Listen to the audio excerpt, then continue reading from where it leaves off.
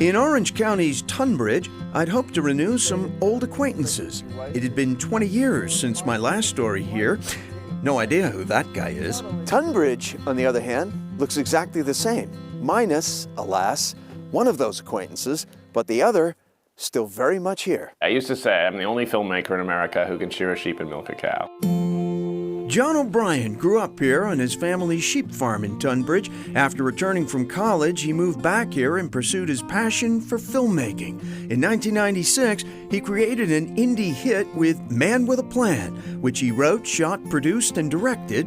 Made on a shoestring budget, it was a satire about a broken-down dairy farmer named Fred Tuttle, who runs for Congress because he needs a job with decent pay, no heavy lifting, and good health insurance. I spent all my life in the barn. Now I just want to spend a little time in the house. In real life, Fred Tuttle was the same person, an aging Tunbridge dairy farmer and John O'Brien's friend and neighbor. I did several stories in the wake of the film.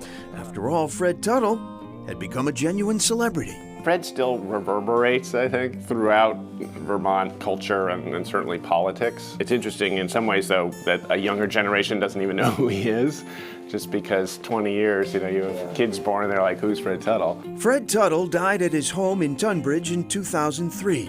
John O'Brien, his wife Emily, and their two sons still keep sheep at the farm, and in 2015, John won a seat on the Tunbridge Select Board. I like public service, I like problem solving, I like people.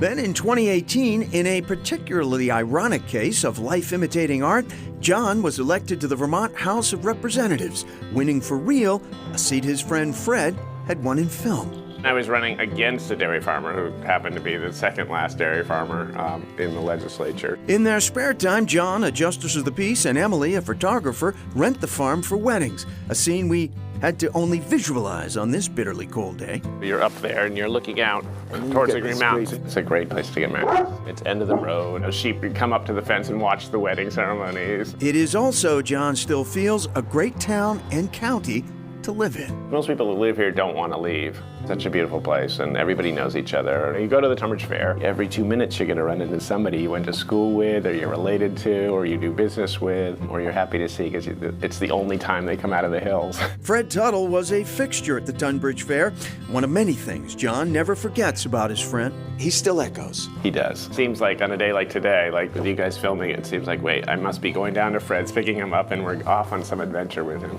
It was some adventure in a special Vermont town that inspired it all.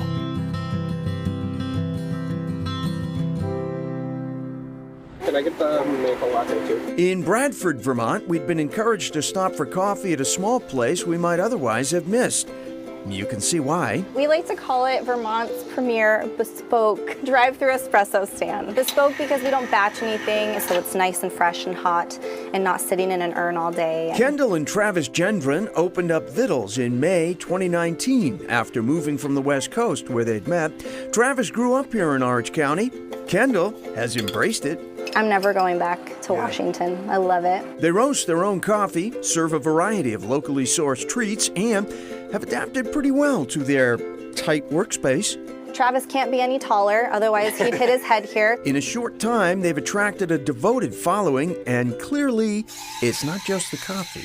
How you doing? Here you go, Shelby. Thank you. It's really personal. Today I drove 45 minutes. Just to come. Yes, because I love it that much. We took special note on the menu of the NES Double Black Diamond, as NES, Northeast Slopes, is nearby and was on our schedule. This is some serious coffee. 4 shots of espresso? 4 shots of espresso, 2 portions of maple syrup. Wow. So, I won't be sleeping for like a day and a half with this thing, right? Fully caffeinated, we headed over to East Corinth and took a step back in ski history. We're not a ski resort, we're a ski area. Wade Pearson learned to ski here at Northeast Slopes. Today, he helps run a rarity in today's ski industry, an independent community ski hill run entirely by volunteers, making a prohibitively expensive sport affordable. It's not only physically accessible, but financially accessible to anybody and everybody. How unusually affordable is it? You sitting down? On this day, half day for an adult, $10. So the kids will show up for 6 if they're 18 and under. Things are run here as simply and as neighborly as they have been since 1935. Still no frills, all natural snow, a lodge that dates back to the 50s. At last check, Northeast Slopes is open this season despite the pandemic. Alas, the dirt cheap lift ticket of $10 is only on Wednesdays. On weekends, a full day lift ticket is more. How much more, you ask? Wait for it. $5 more. $15 for a full day.